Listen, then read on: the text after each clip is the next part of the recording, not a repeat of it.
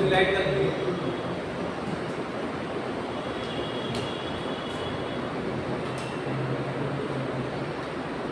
Principle of laminar airflow. Laminar airflow provides upon area with aseptic sterile conditions or the tissue culture. देख लो tissue culture करने के लिए laminar airflow की जरूरत पड़ती है, क्योंकि टिश्यू कल्चर हम ओपन में नहीं कर सकते। अभी इसी लेक्चर में हम बताया बायोसेफ्टी कैबिनेट और लैमिनार एयरफ्लो में क्या अंतर है ये था ना, वो था बायोसेफ्टी कैबिनेट, उसी में मैंने ऐड किया था कि बायोसेफ्टी कैबिनेट और लैमिनार एयरफ्लो मिलते जुलते हैं लेकिन है थोड़ा अलग, उसमें डिफरेंस बता रहा हूँ। लैमिनार एयरफ्लो का अलग से वो था बायोसेफ्टी कैबिनेट, उसमें क्या था क्लास 1 क्लास 2 क्लास 3 था। बायोसेफ्टी के तरह उसके लैमिनार एयरफ्लो की इसमें लैमिनार एयरफ्लो के बारे में अंदर क्या कह रहा था, तो हमें वर्क स्पेस चाहिए होता है काम करने के लिए, यहाँ पर कोई बैकवर्ड्स ना हो और कंटामिनेशन ना हो, वो एरिया हमें प्रोवाइड कराता है लैमिनार एयरफ्लो। मेनली काम हमारा टिश्यू कल्चर का रहता है। लैमिनार एयरफ्लो है continuous displacement of air, displacement मतलब एक जगह से दूसरी जगह जाना, यहाँ बैठे तो वहाँ बैठ गए, तो वहाँ से यहाँ आ गए, कंटीन्यूअस है डिस्प्लेसमेंट, हवा रुकती नहीं, कंटिन्यू चलती रहती है। ऑफ एयर ये पैराग्राफ नहीं बता रहा, हम इतना बोल सकते हैं कि इसमें हवा एक तरह से हवा आती है, एंट्री होती है, ये जो भाषा लिखी है, ये जो लैंग्वेज, ये नोट्स जब वो एग्जाम में लिखने बैठोगे आपके पास क्या होना चाहिए, शब्द होने चाहिए, शब्द भाष नहीं, यही सब शब्द है दिमाग में। अब लैमिनार एयरफ्लो लिखा तुमने हैज कंटीन्यूअस डिस्प्लेसमेंट, अब ये हैज कंटीन्यूअस डिस्प्लेसमेंट तुम लिखोगे तुम्हारी एक लाइन बढ़ जाएगी। इसी तरह के पूरे क्वेश्चन में तुमने 4-5 बार ये वर्ड यूज किया, इसी तरह के यहाँ पर शब्दों का गुच्छा है, 10-15 शब्द ऐसे जो बार-बार रिपीट होंगे, उससे तुम्हारा क्वेश्चन लॉन्ग क्वेश्चन बनाने में हम लोग लॉन्ग क्वेश्चन में क्या करना चाहिए, कुछ शब्द खत्म हो जाते हैं, मतलब 5 शब्द ही वही 2-4 शब्द लिख रहे, तो जितना ज़्यादा वोकैबुलरी आपका ज़्यादा रहेगा ना उतना ज़्यादा पढ़ना लिखना। तो लैमिनार एयरफ्लो है continuous displacement of air, it provide streamline flow of air, streamline flow of air, एक तरफ से हवा आती है दूसरी तरफ निकलती है, स्ट्रीमलाइन एक बराबर constant pressure say that passes through HEPA, जो HEPA फिल्टर के थ्रू बाहर की हवा, देखो इसमें प्री फिल्टर भी लगा होता है,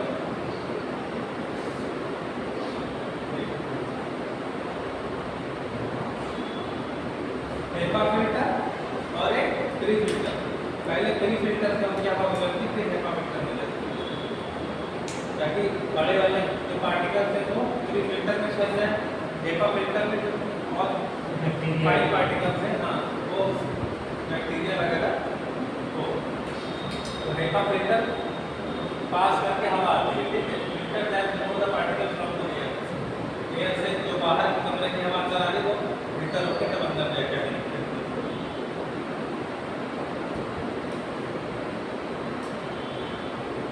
लैमिनार एयरफ्लो क्या है, laminar airflow was special in the slow cabinet fitted to HEPA filter airflow system. Laminar airflow क्या है, एक कैबिनेट है जिसमें HEPA फिल्टर लगा हुआ है और ब्लोअर के थ्रू हवा एक तरफ से दूसरी तरफ निकाल दी जाती है। एयरफ्लो सिस्टम उसमें बना हुआ है। सिस्टम का मतलब होता है जब कोई चीज़ घूमेगी बार-बार, सिस्टम कहते हैं, हमारा काम सारा सिस्टम से होता है। सिस्टम से मतलब स्टेप 1 स्टेप 2 स्टेप 3 जो चलता रहता है, इसी तरह इसमें हवा एक एयरफ्लो सिस्टम बना हुआ है। एयरफ्लो सिस्टम मतलब हवा घूमती रहती है, बाहर की तरफ हवा अंदर जाती है, ठीक है, तो अंदर की हवा बाहर निकल जाती है। Air laminar means unidirectional constant flow. Laminar का मतलब एक दिशा में पहले से, और इसका प्रेशर भी एक ही, दिशा एक होनी चाहिए, प्रेशर भी एक होना चाहिए। जैसे किसी बर्तन से पानी निकल रहा है तो एक ही तरफ को निकल रहा है और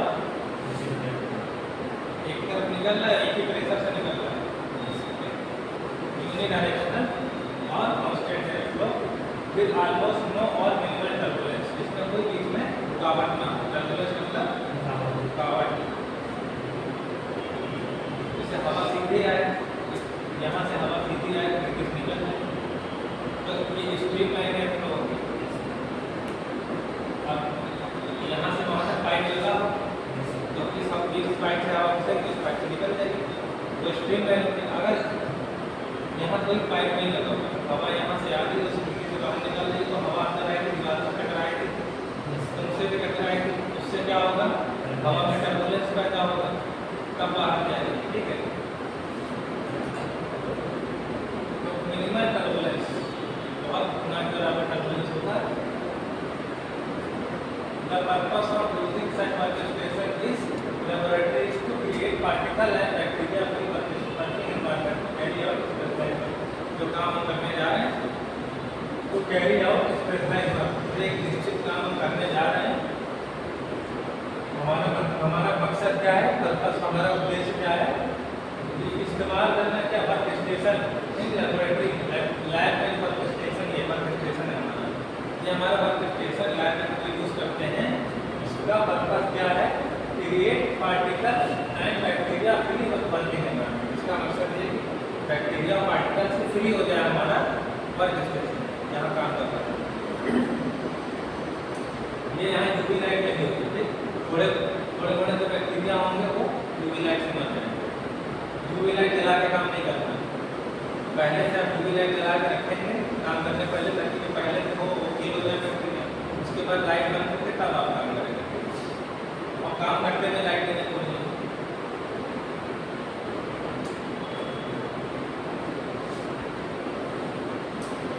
As these units discharge air towards user, they provide the personal protection but protection from low contamination।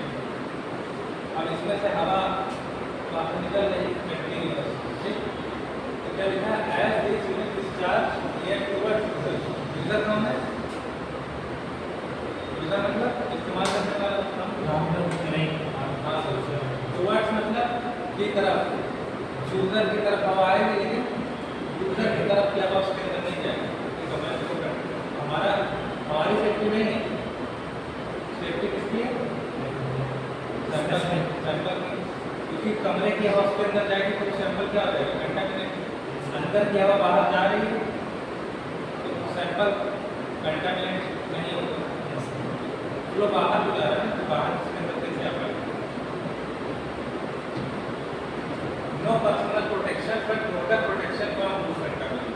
और हवा जब बाहर की तरफ लेमिनर इसमें से आ रही है, इसमें निकल जा रही है, ठीक है, HEPA फिल्टर सबके साथ हवा अंदर आ रही है, ठीक, तो बाहर तो हमारी तरफ ले आ जाए, लेकिन बाहर के कमरे के अंदर नहीं है, सैंपल तो सुरक्षित रहे, हम रहे ना सुरक्षित रहे। और ऐसा कोई अगर मैं सैंपल होगा है ना, वल्नर अगर कुछ इसमें होगा तो उसके लिए फिर बायोसेफ्टी क्या यूज करेंगे, ये यूज नहीं करेंगे।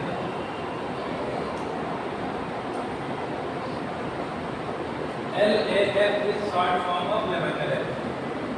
LAF जहाँ जहाँ इसको शॉर्ट में LAF भी लिखा जाता है बाकी का, ठीक है, LAF की बात हो तो याद रखना laminar F।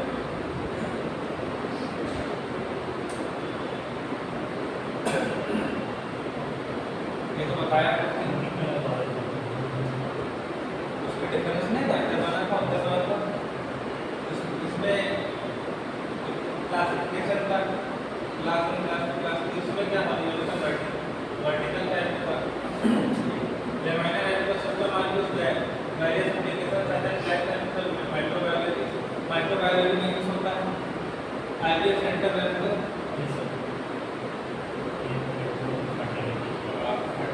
क्या पेरेंट्स होते हैं वो बेबी कंसीव नहीं कर पाते हैं तो लैब में मैंने उनका कराया जाता है गैमेट का फ्यूजन लैब में, उसके बाद ये है GF या फिर गिफ्ट प्रोसेस से बॉडी बनाया जाता है, तो मिलाकर फर्टिलाइजेशन प्रोसेस कराएंगे। इन गर्भाशय के बाहर फर्टिलाइजेशन होता है और उसको फर्टिलाइज करा के फिर से यूट्रस में इम्प्लांट कर दिया जाता है। एक निश्चित समय के बाद जब वो इम्प्लांट होने लायक हो जाए तो उसको इम्प्लांट कर दिया जाता है। और फार्मास्यूटिकल लाइन मैंने वो फार्मास्यूटिकल लाइन में यूज होता है। अब वर्टिकल और हॉरिजॉन्टल में क्या वर्टिकल एयर फ्लो में क्या रहता है, it is the most used type of laminar air flow. सबसे ज़्यादा यूज होती है वर्टिकल वाली। It is the most used type of laminar air flow in vertical flow cabinet. Room air inside the working area जो HEPA filter fitted on top cabinet ऊपर से बाकी ठीक है। इसका HEPA फिल्टर कहाँ लगा था, टॉप पे वर्टिकल वाले। जस्ट एयर फ्लो डाउनवर्ड, ये वर्टिकल ऐसे हवा नीचे की तरफ जा रही है सीधी सीधी वर्टिकल फॉर्म। जब राइट टू लेफ्ट जाएगी तो हॉरिजॉन्टल हो जाएगी। Just air flow downward vertically toward one surface and reach the cabinet switching off particle and bacteria। जो हवा अंदर आई वो लीव आउट कैबिनेट, कैबिनेट से बाहर निकल जाएगी। जो अंदर हवाई कैबिनेट से बाहर निकल जाएगी क्या लेते हुए, स्वीपिंग आउट। स्वीपिंग आउट मतलब साफ करते हुए, स्वीपर मतलब स्वीपर का काम करेगा। जैसे पोछा में झाड़ू मारते हैं तो बाहर निकल जाती है, तो हवा आएगी, हवा अंदर जो पार्टिकल्स है उसको बाहर निकल देगी।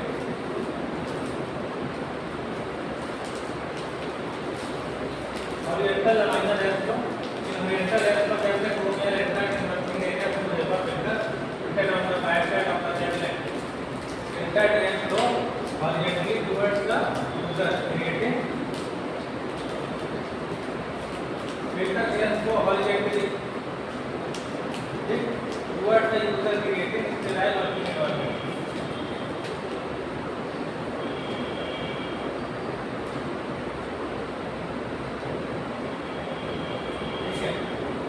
क्या राइट टू लेफ्ट आएगी हवा यहाँ से बाहर से यूजर की तरफ निकल जाएगी।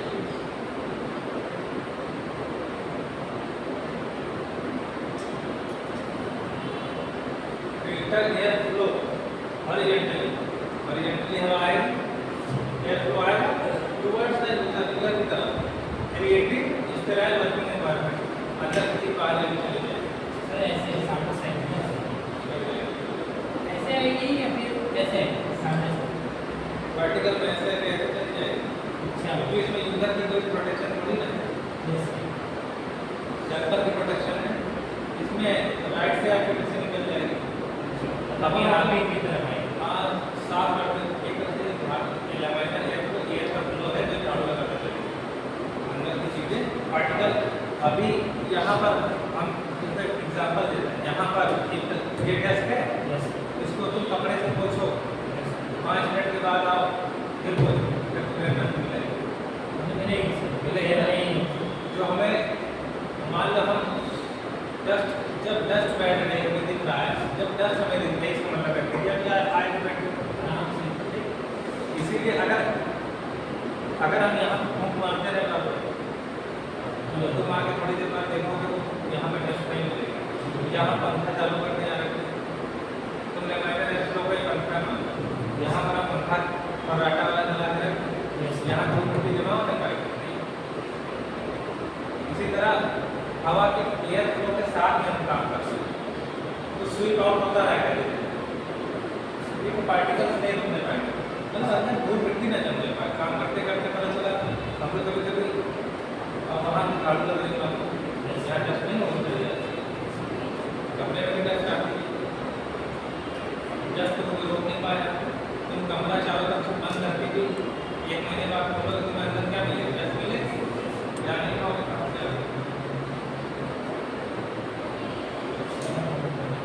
ये स्टील का होता है, इसका वर्कस्टेशन ये स्टील का होता है, ठीक है, इसी पे काम करना आवश्यक है। ये जो ऊपर का एरिया दिख रहा है इसमें HEPA फैक्टर लगा होगा अंदर, ठीक है।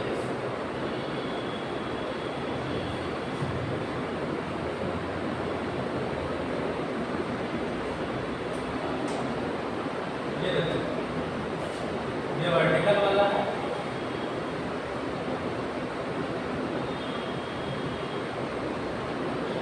ठीक है, ये वर्टिकल है और यहाँ रेक्टल है, वर्टिकल, इसमें राइट टू लेफ्ट फिल्टर लगा है, HEPA फिल्टर, उसमें ऊपर की तरफ लगा है।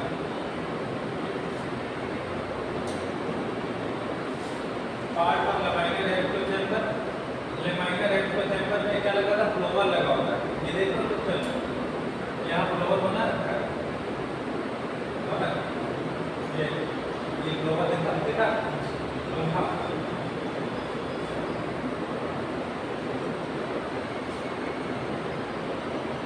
ठीक है, ये फ्लोवर है, ये वही फ्लोवर है, ये क्या करता है, flower assembly drop room air through reflector, कमरे की हवा को अपनी तरफ खींचता है, जैसे टुल्लू पानी खींच के टंकी का पानी खींच के आपके घर में भेजता है, इसी तरह। हाँ वैसे तो लमाइनर एयर फ्लो में जो अंदर का फ्लोवर लगा है, फ्लोवर क्या करता है, रूम की एयर को कलेक्ट करता है, कलेक्ट करके कहाँ भेजता है, प्री फिल्टर में, प्री फिल्टर के बाद HEPA फिल्टर में सेंड कर देता है, फ्लोवर असेंबली ड्रॉप, ठीक, ये तो फ्लोवर बना होता है, तो ये फ्लोवर असेंबली ड्रॉप रूम में प्री फिल्टर तो डायरेक्ट नहीं लेता है, ये जैसे फ्लोवर रखा हुआ है, ठीक, फ्लोवर लगा हुआ है, ये प्री फिल्टर है और फिर यहाँ पर HEPA फिल्टर होगा, ठीक।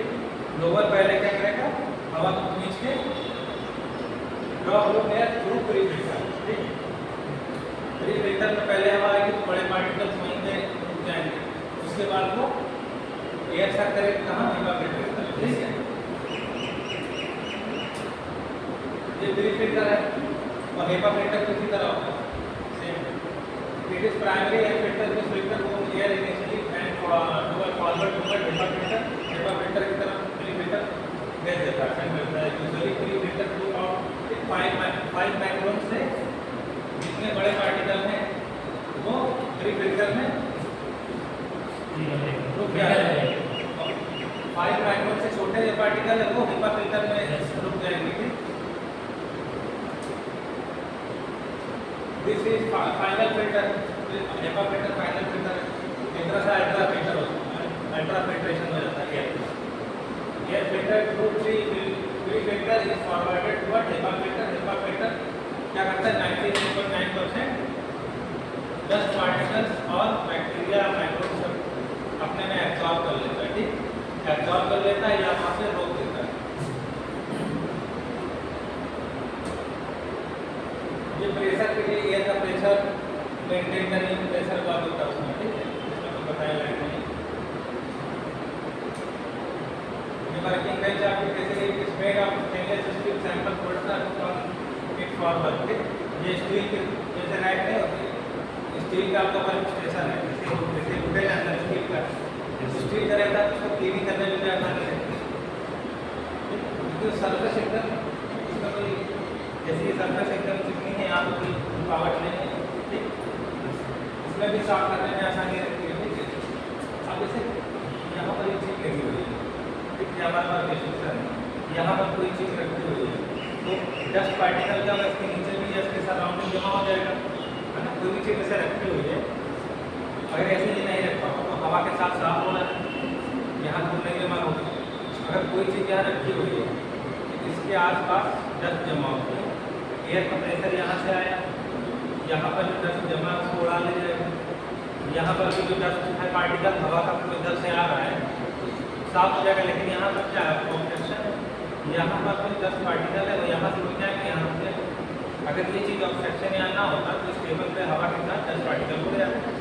इसी तरह ये लमाइनर एयर फ्लो आपके टेबल इस पर आपको वो करते कल्चर रिलेटेड, तो यहाँ पर इसमें क्या होता है एयर फ्लो आता है ना, लमाइनर एयर फ्लो इसी नाम एयर फ्लो आता है और यहाँ पर स्लिप ऑफ कर जो पार्टिकल इसको स्लिप ऑफ कर देता है, इसलिए इसको नहीं क्लीन रखते हैं, यहाँ पर कोई चीज़ आपको मिलेगी नहीं, इसमें क्या चीज़ें आपको प्री इंस्टॉल मिलती है, ऊपर यूवी लाइट मिलेगी जो आपको वर्क स्टार्ट करने से पहले स्टेलाइज करना होता है इसको कैबिनेट पर।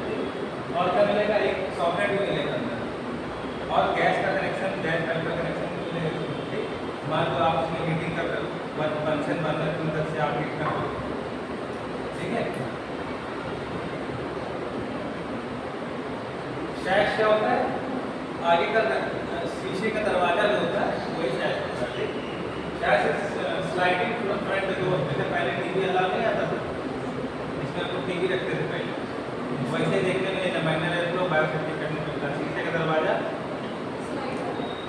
पहले लकड़ी का छोटे साधा उसमें टीवी रखते थे, ठीक है, वो का गुलदस्ता वगैरह सजा देते थे, और फिर वो शीशे का दरवाजा बंद कर देते थे ताकि वो मिट्टी न जाए। वैसे ही ये हमारा माइनर एयरफ्लो होता है, आगे स्लैश लगा होता है, स्लाइड करके ऊपर को सामने है, ऐसे स्लाइड उठाया आपने इसको, ऐसे स्लाइड करके अंदर चला जाएगा। लाइट रहता है, light is required to provide proper illumination under working area. Lighting की प्रॉपर व्यवस्था रहेगी इसके अंदर कि आप प्रॉपर लाइटिंग से काम करने के लिए। ठीक है, main chamber is required to electrical socket near gas cock. Gas cock भी होगा, मान लो आपको बर्नर यूज करना है कोई चीज हीट करने के लिए, ठीक है, सैंपल हीट करने के लिए, और एयर फ्लो तो रहेगा ही, और सॉकेट भी मिलेगा इलेक्ट्रिकल सॉकेट। क्यों, मान लो आपको अंदर सेंट्रीफ्यूज करने की जरूरत पड़ गई, तो ठीक है, सेंट्रीफ्यूजर का पिलर कहीं और लगाने जाओ, उसी के अंदर लगा लो। ठीक है, ये हमारा पास स्टेशन है, इसके अंदर सारा काम करना है। ये दिख रहा है पिक्चर में, तुम्हारा माइनर एयरफ्लो है, देखो इसमें कहीं सॉकेट के अंदर लगा हुआ है। ठीक है, और ये तुम्हारा गैस का सॉकेट की फंक्शन अंदर लगा हुआ है, रेड कलर का रखा हुआ है। यूवी लाइट भी चल रही है, इसको आप काम करने से पहले ऑन कर दोगे। ठीक, फिर काम जब करने चलोगे अपना तो ये ऑफ हो जाएगी, बीच में नहीं पहुंचना है। जर्मिसीडल यूवी लैंप लगी होती है, जर्मिसीडल मतलब जंतु मारने वाला, जहाँ जहाँ भी सीडल वर्ड आएगा, ठीक है, मेडिकल टेक्नोलॉजी में सीडल का मतलब किल करना, मारने को सीडल, सुइसाइडल अपने आप को मार लेना। ठीक है, पेस्टिसाइड, ठीक है, होमोसाइड, होमोसाइड क्या होता है, होमोसाइड होमोसाइड का मतलब होता है, होमो का मतलब होता है सेम, होमो का मतलब सेम, जैसे एक इंसान दूसरे इंसान को मार रहा है। ठीक है, होमोसाइड होमिसाइड होता है कि होमिसाइड का होमोसाइड होता है, होमिसाइड होता है। ठीक है,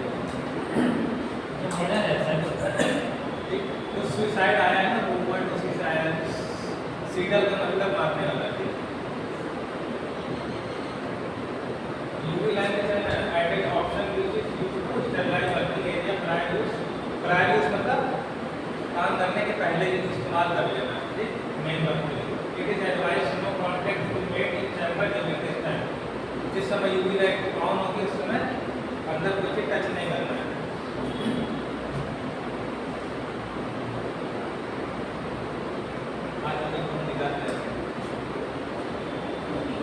पहले से समझो,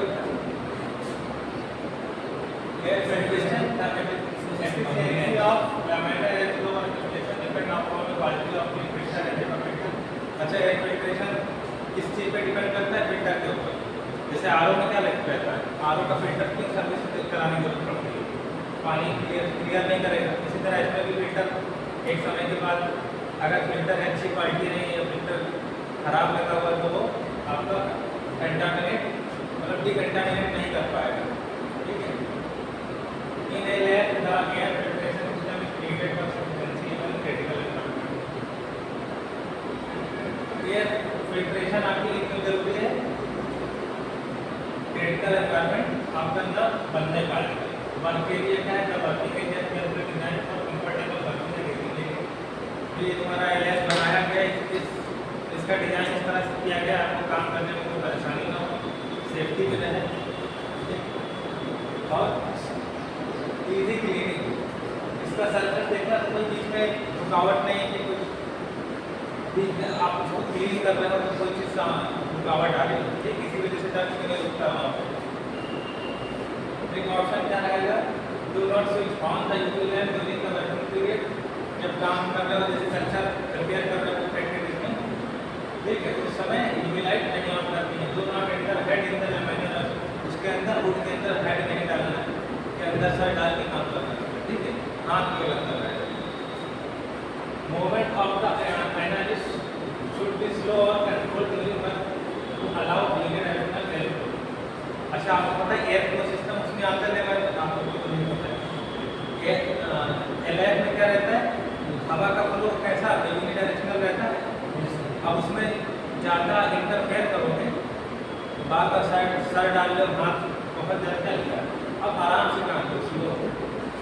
यूनिडायरेक्शनल एयर क्या होगा, वो movement of the analyst, analyst कौन, आप लोग, शुड बी स्लो, आपका काम धीरे धीरे होना चाहिए, इसमें हड़बड़ी नहीं है। और कंट्रोल, कंट्रोल मतलब आप अपने हिसाब से काम करिए, जल्दबाजी में कोई काम नहीं करिए। During work to allow unidirectional air flow, allow unidirectional air flow, unidirectional air flow आ रहा है, इसको आने दो, रुकावट ना हो, ठीक, अलाउ करो उसको आने। Sanitise hand by sanitising area to use the method, ये तो आपको अपना काम करने के बाद सैनिटाइज करना होता है। Avoid touching sneezing coming during microbial work.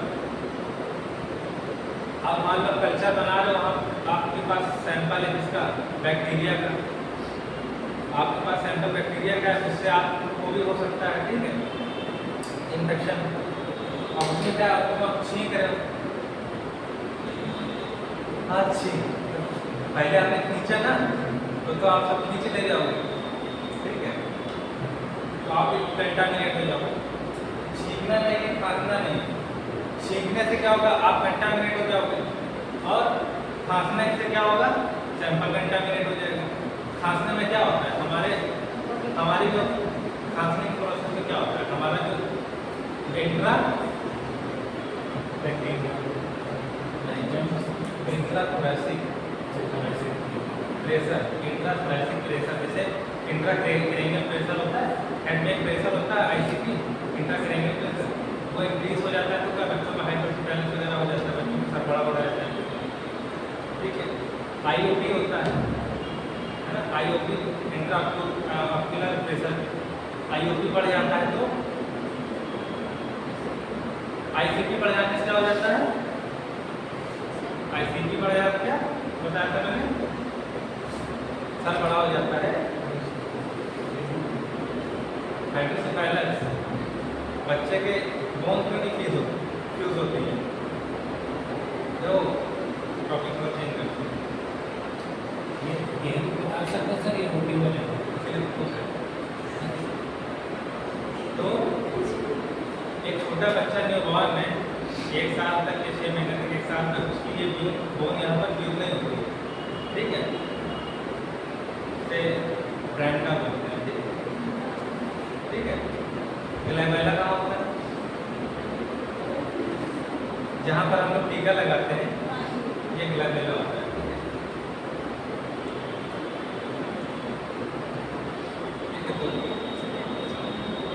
यहाँ पे छोटे बच्चे के यहाँ पर कैलकुलेट करोगे तो यहाँ नहीं भी कैलकुलेट करोगे तो आपको ऐसे दिखेगा कि यहाँ पर कुछ हार्ट की तरह जंप कर रहा है, यहाँ बच्चे के बाल तो रहते नहीं तो आपको दिखेगा यहाँ पर जंप कर रहा है, यहाँ पर छोटा बच्चा है, ठीक है। यहाँ पर कैलकुलेट करोगे, गाँव में क्या कहते हैं, इसको लोग तालु बोलते हैं, गाँव में इसको लोग तालु बोलते हैं, कहते हैं बच्चे के सर में तेल की मालिश करो तो उसकी ये तालु मजबूत हो जाए, उनको लगता है कि ये मालिश करने से सही हो जाएगा, लेकिन ये नहीं पता कि वो एक समय के बाद ही क्यों होगा वो। अच्छा, हम लोग में तो नहीं होता है, बच्चों में क्यों होता है, क्यों होता नहीं होता, वही तो जैसे 18 साल के पहले जितने लोग हैं उनकी बोन्स में क्या ग्रोथ प्लेट, अगर एक्सरे किया जाए, एक बच्चे का एक्सरे करोगे तो उसमें ग्रोथ प्लेट दिखाई पड़ेगी, बच्चे का एक्सरे करोगे क्या दिखाई देगी, ग्रोथ प्लेट याद किया, सारी लॉन्ग बोन्स में ग्रोथ प्लेट किसमें होती है? लॉन्ग बोन में। क्योंकि हम लोग की हाइट कैसे बनती है? लॉन्ग बोन से बनती है। लॉन्ग बोन कौन कौन सी हो गई हमारी? कोरान की हो गई, आर्म की, कोरान की, थाई की और ये हमारे फीमर हो गई और की लॉन्ग बोन। इन्हीं से हाइट हमारी डिसाइड होती है। अगर ये समय के पहले फ्यूज हो जाए ग्रोथ प्लेट समझ रहे हो?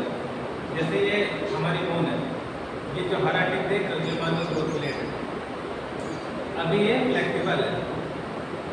अगर ये हार्ड हो जाए तो हमारी बोन ग्रो नहीं करेगी, लंबाई में बढ़ती है ना टिबिया फ्लावर, ये लॉन्ग बोन हमारी लंबाई में बढ़ती है। तो अगर ये हार्ड हो जाए, ठीक है, तो हमारी ग्रोथ हो जाएगी। लेकिन अगर ये फ्लेक्सिबल है तो क्या यहाँ पर चांसेस है कि ग्रो होने के। जैसे जैसे जब आप एक्सरे करोगे तो ये पूरी एक हमारी एक्सरे करोगे, अपनी एक्सरे करोगे तो ये बोन पूरी टिबिया या फिबुला या एक दिखेगी। लेकिन बच्चे की करोगे तो 3 टुकड़े दिखेंगे।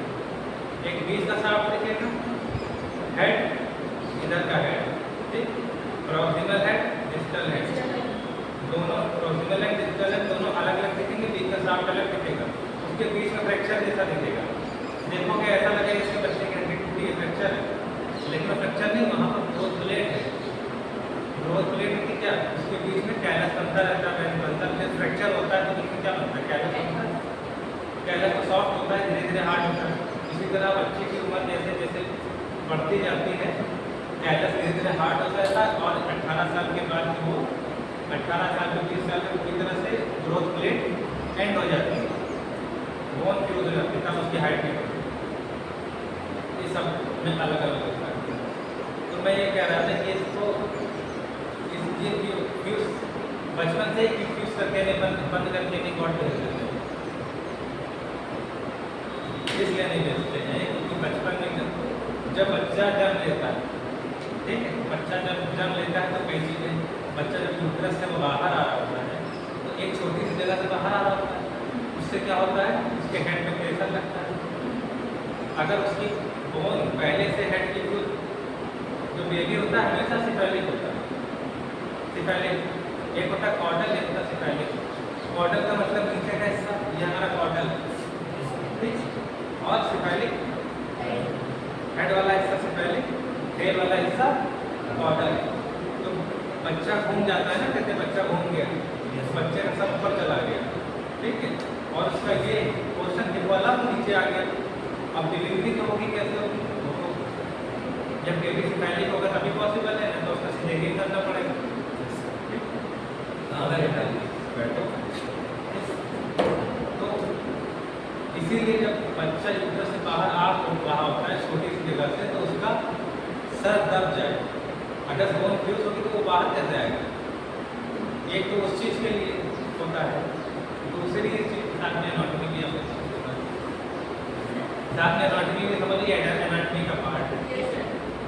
अब दूसरी चीज़ जनरल नॉलेज का भी पार्ट है, ठीक, और ये क्लिनिकल यूज के लिए आपको पता होगा, क्लिनिकल ये। और दूसरा बेनिफिट क्या है? बच्चे के सर के अंदर मान लो, बड़ों में तो नहीं प्रॉब्लम होती है, हाइड्रोसेफेलस की समस्या आ गई, अगर ICP बढ़ गया, ICP अगर बढ़ गया तो क्या हो सकता है? Brain damage.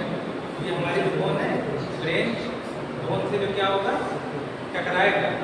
अगर हेड के अंदर प्रेशर डेवलप हो गया ज़्यादा, ICP बढ़ गया, तो हमारी जो कॉर्टेक्स हैं, ब्रेन का जो कॉर्टेक्स पार्ट है वो टच करेगा, किससे टच कर पाएगा? जब फैलने की जगह पाएगा नहीं तो टच करेगा ना, तो ब्रेन रप्चर हो जाएगा, तो बेबी क्या हो जाएगा? पैरालाइज हो जाएगा, ठीक है। या और कोई दिक्कत, आंखों में दिक्कत आ सकती है, बोलने में दिक्कत आ सकती है, जैसे फोकस एरिया, सारे एरिया ब्रेन के फंक्शनल एरिया पर हो गया आपको करके, ठीक है। तो वही बता रहा हूँ, बोन फ्यूज नहीं रहती तो ब्रेन, अगर सर में पानी भर गया तो ICP बढ़ जाएगा, तो बोन ऐसे फ्लैट की तरफ खुल जाएगी। ऐसे ही अभी नॉर्मली ऐसे है, फ्यूज कोई बात, बच्चे का हाइड्रोसेफेलस हो जाता है, बोन